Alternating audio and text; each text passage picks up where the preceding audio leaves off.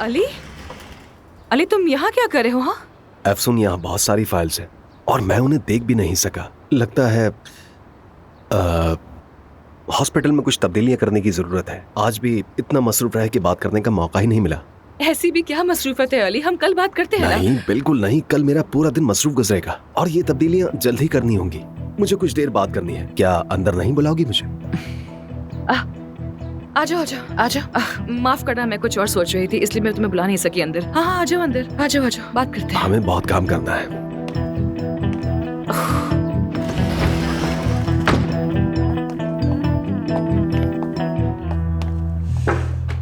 मैं यहाँ रख देता हूँ।